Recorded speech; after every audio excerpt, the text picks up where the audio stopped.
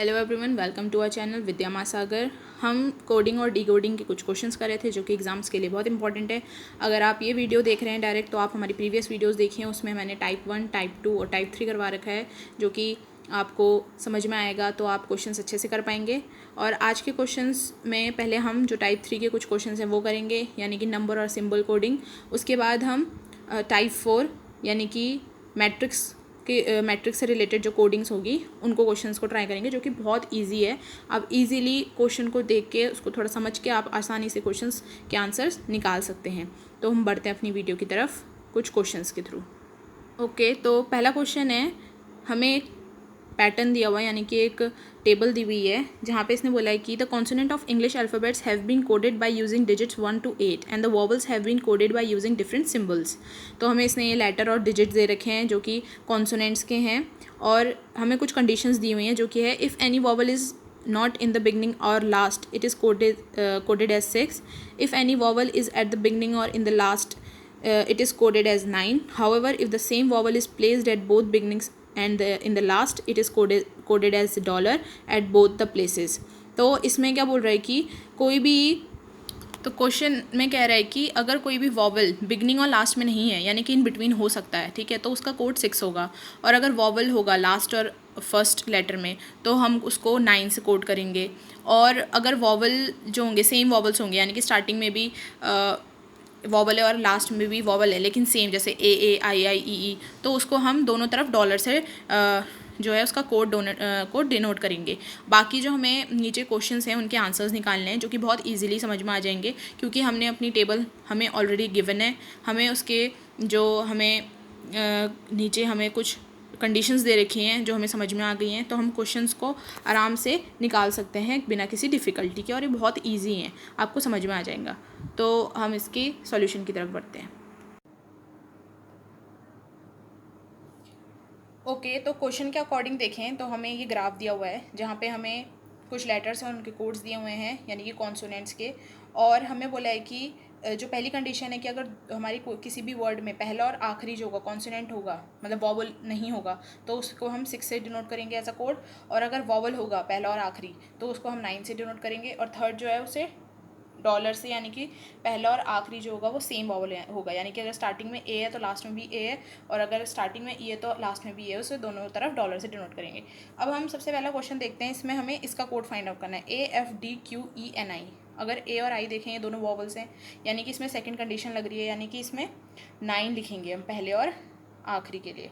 और बीच में एफ़ का कोड क्या है, एफ़ का है 7, डी का है 2, क्यू का है 8, ई का है, तो ई के लिए क्या होगा, ई के लिए हम 6 लिखेंगे, क्योंकि इसने हमें पहली कंडीशन में क्या बोला है, अगर कोई भी वॉवल आखिरी, मतलब कोई भी वॉवल नहीं है आखिरी और फर्स्ट में, तो उसे हम 6 से डिनोट करेंगे, यानी कि वो कहीं बीच में हो सकता है, तो ई की जो वैल्यू है, यानी कि कोड जो है वो 6 हो जाएगा।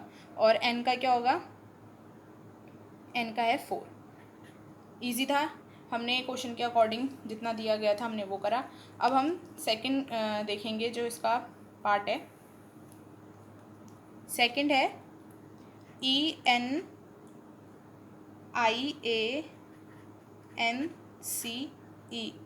सॉरी जी है, GE, NGE।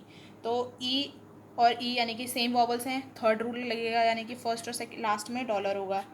N के लिए क्या है, N के लिए टेबल में देखें 4 है। और I के लिए कौन सा यूज़ होगा, आई भी एक वॉवल है तो 6 यूज़ होगा उसके लिए भी, क्योंकि बीच में कहीं पे भी वॉवल आएगा तो हम 6 का यूज़ करेंगे, लिखा है। और ए के लिए भी 6, क्योंकि वो भी एक वॉवल है। एन के लिए फिर से 4, जी के लिए 5, और ये रहा डॉलर। ये वाला जो था ऑप्शन सी करेक्ट है, और इसमें ये वाला ऑप्शन बी करेक्ट है। तो ये इजी थे ना, हम इसके अकॉर्डिंग आसानी से निकाल सकते हैं। अब जो बाकी के हैं, जो बाकी के 3 हैं, उनको आप खुद ट्राई करना है, क्योंकि बहुत इजी है। टेबल हमको दी गई है, कंडीशंस हमें दी गई है, हमें उनके लिए निकालना है। फिर जो थर्ड है वो है PKDEGHI। हमें बस कंडीशंस देखनी है और आंसर्स निकालना है। और फिर है ऑप्शनल, और लास्ट है EGTARLQE। ये रहे 3, आपको खुद करने हैं। कमेंट सेक्शन में ज़रूर बताइएगा क्योंकि बहुत इजी है। ठीक है, हम नेक्स्ट क्वेश्चन की तरफ बढ़ते हैं। डायरेक्ट था इसमें क्वेश्चन है, हमें इसमें भी कोड दिए हुए हैं और डिजिट दिए हुए हैं। हमें इसमें कुछ कंडीशंस हैं जो दी हुई हैं, जहाँ पे बोला है इसने पहली कंडीशन है if the first digit is even and the last digit is odd they are coded as $& and @ respectively. First digit even है तो उसे $, लिखेंगे, लास्ट ऑड है तो उसे @ फर्स्ट अगर सेकंड है कि फर्स्ट अगर ऑड है और लास्ट इवन है तो उसे हैशटैग और समथिंग सिंबल है उसे डिनोट करेंगे। अगर कोई भी नंबर नहीं, ज़ीरो जो है वो प्रीसीडेड यानी कि उसका जो पिछला नंबर है वो भी ऑड नंबर है और आगे आने वाला नंबर भी ऑड है और बीच में ज़ीरो है, तो ज़ीरो को हम वो अपर एरो से डिनोट करेंगे। और लास्ट कंडीशन है, मतलब सेकंड लास्ट कंडीशन है, ज़ीरो अगर इवन नंबर से फॉलोड और प्रीसीडेड है तो उसे हम डाउनवर्ड्स जो होते हैं उससे डिनोट करेंगे। और इसने बोला है कि zero is not considered either even और ऑड। और लास्ट कंडीशन इसकी ये है कि ज़ीरो को ना ही हम इवन कंसिडर करेंगे और ना ही ऑड कंसिडर करेंगे। बाकी के हम इसके क्वेश्चंस हैं, जो क्वेश्चंस को हम अच्छे से सॉल्व करेंगे। तो क्वेश्चंस देखते हैं क्या है। ओके, क्वेश्चन के अकॉर्डिंग हमें ये जो टेबल है ये दी गई है और कुछ कंडीशंस हैं जिन्हें हमें फॉलो करना है। तो पहली कंडीशन क्या है? पहली कंडीशन हमारी ये है, if the first digit is even and the last digit is odd they are to be coded as $& and @ respectively. अगर पहला जो है वो क्या है, इवन, तो उसे हम किससे डिनोट करेंगे? $, से। और लास्ट जो है वो अगर ऑड है तो उसे हम किससे डिनोट करेंगे? @ से। पहला कंडीशन ये कह रहा है। सेकेंड कंडीशन कह रही है कि if the first digit is odd and the last digit is even, अगर पहली ऑड है तो उसे हम हैशटैग से करेंगे और अगर लास्ट इवन है तो उसे हम, ये कुछ सिंबल है ई टाइप का, इससे डिनोट करेंगे। फिर थर्ड कंडीशन क्या कह रही है, if zero is preceded as well as followed by an odd digit then 0 is to be coded as, अगर ज़ीरो सपोज 507 है तो ये जो ज़ीरो का कोड होगा वो समथिंग ऐसा होगा। और फोर्थ क्या कह रहा है, फोर्थ में कंडीशन है if zero is preceded as well as followed by, अगर ज़ीरो यानी कि 204 यानी कि जो इवन नंबर से फॉलोड और प्रिसीडेड है तो उसको हम इस एरो से डिनोट करेंगे। ये चार बहुत सिंपल कंडीशंस दी हुई हैं, हमें टेबल दिया हुआ है। अब हमें इनके आंसर्स निकालने हैं। सबसे पहला क्वेश्चन है, हमें ये नंबर दिया हुआ है 3625009 एंड 8। ये हमें कोड दिया हो गया है और बोला है कि मतलब ये दिया गया है नंबर और हमें बोला है कि इसका कोड फाइंड आउट करना है। तो सबसे पहले हम कंडीशंस देखेंगे। लास्ट फर्स्ट वाला ऑड है, लास्ट वाला इवन है, यानी कि फर्स्ट ऑड लास्ट इवन, तो ये किससे होगा? हैशटैग होगा ऑड के लिए और ई वाला सिंबल होगा 8 के लिए। ठीक है, अब हम देखेंगे ज़ीरो जो है वो ऑड नंबर से प्रीसीडेड और ऑड नंबर से फॉलोड है, ऐसा कुछ भी नहीं है। 0500 है और प्रीसीडेड भी नहीं है और न ऑड से प्रीसीडेड है और ना फॉलोड है और न, मतलब थर्ड और फोर्थ कंडीशन में से कोई सी भी कंडीशन ज़ीरो के लिए नहीं लग रही है। तो हम सीधे लिखेंगे 6 के लिए क्या कोड है? R, 2 के लिए क्या कोड है? F, 5 के लिए L, 0 के लिए T, 9 G और 8 रहा। तो यानी कि हैशटैग RFLTTG और ये E, C option is the correct. अब नेक्स्ट है हमारा, नेक्स्ट कोड क्या कहता है? 137549 यानी कि फर्स्ट और लास्ट। फर्स्ट और लास्ट, हमारा फर्स्ट तो ऑड है, ज़ीरो ऑड होता है या इवन? ज़ीरो हमारा के अकॉर्डिंग ज़ीरो हमारा ना ऑड है ना इवन, तो हम इसमें कोई भी जो हमारी कंडीशंस हैं वो फॉलो नहीं होंगी। डायरेक्ट जो हम कोड हैं वो लिखेंगे और हमारा आंसर आ जाएगा से। तो इसमें हम डायरेक्ट कोडिंग लिखेंगे। 1 के लिए है D, 3 के लिए है H, 7 के लिए है N, 5 के लिए है L, 4 के लिए है Q, 9 के लिए है G और 0 के लिए है T, यानी कि DHNLQGT option A is the correct answer. इस वाले में भी डायरेक्ट हमारे को जो कंडीशंस दी हुई हैं और जो पैटर्न दिया हुआ है उसको लगा के हमारे आंसर्स बहुत इजीली निकल जा रहे हैं। तो जो बाकी के बचे हुए क्वेश्चंस हैं यानी कि 23, 24, 25 आप के लिए होमवर्क्स हैं। जो बाकी के 23, 24 और 25 है आप ज़रूर ट्राई करिएगा क्योंकि बहुत ईजी हैं, ये आप आसानी से कर सकते हैं। मैंने बस आपको एक पैटर्न बताया है जिस तरीके से क्वेश्चन में दिया गया है और उसके कोड निकालने का तरीका बता दिया है, उसकी कंडीशंस लगाकर बाकी के क्वेश्चंस आप खुद भी कर सकते हैं, बहुत इजी है। तो मैं कमेंट सेक्शन में ज़रूर देखूंगी कि आपने आंसर्स दिए हैं या नहीं दिए हैं, और अच्छी बात होगी अगर आपको आएगा तो। नेक्स्ट क्वेश्चन करते हैं फिर। ओके, तो ये क्वेश्चन जो है टाइप 4 यानी कि मैट्रिक्स कोडिंग का से रिलेटेड है। इस क्वेश्चन को देखोगे तो बहुत लेंदी लग रहा है क्योंकि इसमें बहुत कुछ लिखा हुआ है, पर इसने जो डायरेक्शन दी हुई है इसमें ये बताया कि मैट्रिक्स में जो मैट्रिक्स फर्स्ट है उसमें 0 to 4 नंबर्स जो हैं नंबर दिए गए हैं, और मैट्रिक्स जो सेकंड मैट्रिक्स है उसमें 5 to 9। और अगर हम अल्फ़ाबेट्स को देखें तो यहाँ पर हम अल्फ़ाबेट्स के बहुत सारे कोड बना सकते हैं। जैसे कि अगर हम F को देखें तो 0 0, और O को देखें तो 0 1 और 1 0। वैसे ही मैट्रिक्स 2 में भी A का देखें तो 5 5 और 98। इस तरीके से हम इसके बहुत सारे कोड्स बना सकते हैं जिससे हमें जो इनके क्वेश्चंस गिवन होंगे उनको आइडेंटिफाई करके उनके कोड्स निकालने होंगे। जैसे कि आप क्वेश्चंस देख रहे होंगे, मोस्ट, रोड, स्टॉप, फोम, ये इस तरीके के क्वेश्चंस हैं जिनके हमें आंसर्स निकालने हैं। तो हम सॉल्यूशंस के थ्रू देखते हैं कि इनको कैसे करा जाए। क्या पैटर्न है, मैट्रिक्स कोडिंग है ये टाइप 4 डिकोडिंग और कोडिंग का। तो इसमें हमारा सबसे पहला क्वेश्चन था मोस्ट के लिए हमको फाइंड आउट करना है कोडिंग। अब हमने देखा कि एम के लिए इतने कोड्स बन रहे हैं 20, 41, 40, 33, 21। हम इसको उल्टा करके लिख सकते हैं यानी कि 0 2 1 4 यानी कि 10 बनेंगे। अगर ये 5 है तो 10 बनेंगे।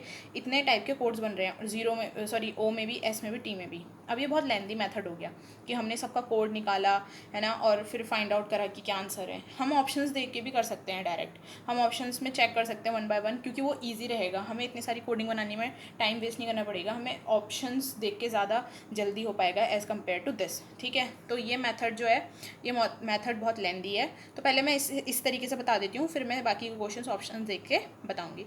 तो हमने ये कोडिंग जो है लिखी हुई है मैट्रिक्स को देख के लिखी हुई हैं। अब हम ऑप्शंस में देखेंगे कि कौन सी ऑप्शन से मैच होती है, यानी कि हमारे जो ऑप्शन ए, बी, सी और डी है। ठीक है, सबसे पहले तो हमारा ऑप्शन 1 ए जो है उसमें 40 यानी एम के लिए 40 और ओ के लिए 44 है, और एस के लिए 22 है, और टी के लिए 89 नहीं है, तो मतलब कि ऑप्शन ए कैंसिल हो गया यहीं पर ही।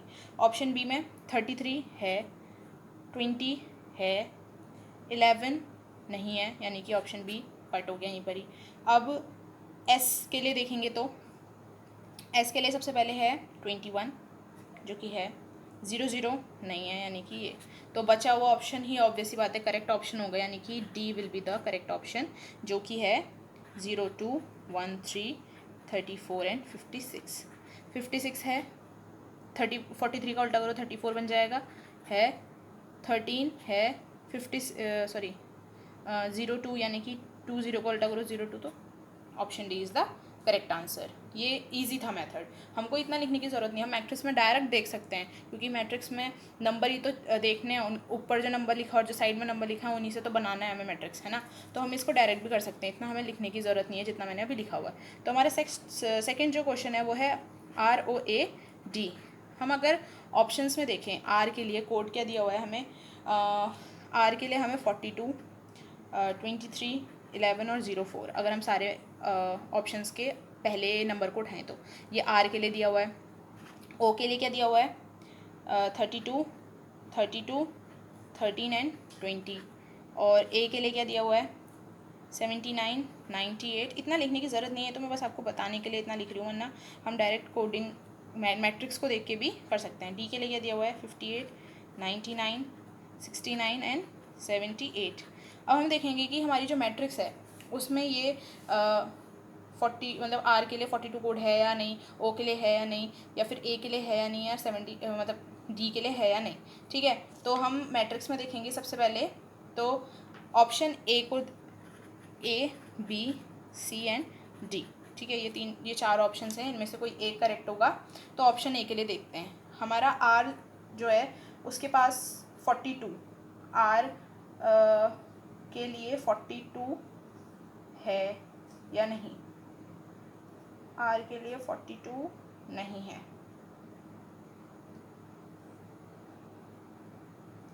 आर के लिए 42 नहीं है, यानी कि ऑप्शन ए गलत हो गया। अब हम देखेंगे आर के लिए 23 है या नहीं। आर के लिए 23 है, तो मतलब कि अभी ये सही चल रहा है, ऑप्शन बी।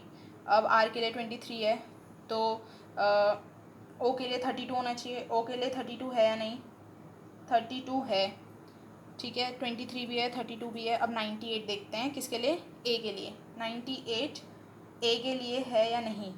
98 है, ठीक है। और डी के लिए 99, डी के लिए 99 है या नहीं?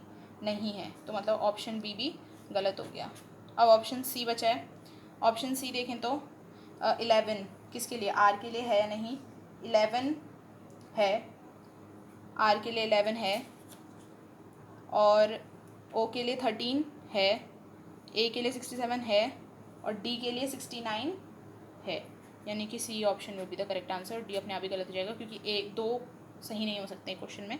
ऑप्शन सी यानी कि 11, 13, 67, 69 इज़ द करेक्ट आंसर। ये तरीका ज़्यादा छोटा था, ऊपर वाले से हमें इतना लिखने की ज़रूरत नहीं पड़ी कि एम का कोड क्या है, ओ का क्या है, एस का क्या है, टी का क्या है। हमने सीधे ऑप्शन देख के निकाल दिया। अब बाकी ये जो हैं वो है, तीसरा है स्टॉप। स्टॉप के लिए भी हम ऐसे ही करेंगे जैसा हमने किया, ठीक है। स्टॉप में भी हम सारे ऑप्शंस को देख के करेंगे। तो ऑप्शन इसमें option A is the correct answer, जो कि है 10, 56, 44 एंड 97, ठीक है। ये ऑप्शन इसके लिए सही है। अब जो लास्ट है FOAM, फोम, इसके लिए आप के लिए छोड़ती हूँ होमवर्क के लिए, क्योंकि मैट्रिक्स देखना आप भी सीखेंगे, इससे आपको भी जल्दी क्वेश्चंस करने में मदद होगी। अगर आप जितने क्वेश्चंस खुद से करेंगे तो आपके लिए क्वेश्चन है। बाकी हम नेक्स्ट क्वेश्चन देखते हैं। ओके, तो ये क्वेश्चन भी सेम जैसा प्रीवियस क्वेश्चन था वैसा ही था। इसमें भी 2 मैट्रिक्स दिए हुए हैं और कुछ नंबर्स और कुछ अल्फ़ाबेट्स दिए हुए हैं, जिनके थ्रू हमें आंसर्स निकालने होंगे। अगर आपने प्रीवियस जो क्वेश्चन है उसको अच्छे से समझा होगा और देखा होगा तो वो बहुत ईजी था, आप आसानी से निकाल सकते हैं। जो मैंने आपको मेथड बताया है ऑप्शंस देखकर निकालने का, तो इस मैट्रिक्स को मैं होप करती हूँ कि आप निकाल लेंगे आसानी से। तो ये आपके लिए होमवर्क हो गया है। इसके आंसर्स मैं नेक्स्ट वीडियो में बता दूंगी कि क्या हैं, ताकि आप वहाँ से पता लगा सकें कि सही है नहीं। तो ये रहे इसके क्वेश्चंस, 1 2 3 4 5 क्वेश्चंस हैं, आसानी से निकाल सकते हैं आप ऑप्शंस को देखकर, जैसे प्रीवियस वीडियोस में मैंने प्रीवियस जो क्वेश्चन था उसमें मैंने बताया था। तो ये रहा, ये भी आपके लिए क्वेश्चन है। मुझे पता है मैंने बहुत सारे क्वेश्चंस होमवर्क के लिए दे दिए, क्योंकि बहुत ईजी है इसलिए मैंने दिया। अगर टफ होता तो मैं बता देती वीडियो में। आप इसके आंसर्स भले ही कमेंट सेक्शन में मत निकालना, पर पर्सनली आप ज़रूर इसको करना सॉल्व, आपके लिए ही अच्छा है। तो आज के लिए इतना ही काफ़ी है, बहुत क्वेश्चंस हो गए हैं। Okay, thank you for watching this video. I hope कि आप लोगों को समझ में आया होगा जो मैंने समझाया है। तो please do share, like, comment and subscribe our channel Vidya Mahasagar, और अपने ज़्यादा से ज़्यादा दोस्तों के साथ शेयर करें। और अगर आपको वीडियो अच्छी लगी हो तो कमेंट सेक्शन में आप बता सकते हैं कि हाँ आपको समझ में आया है। Till then, take care, good bye, see you.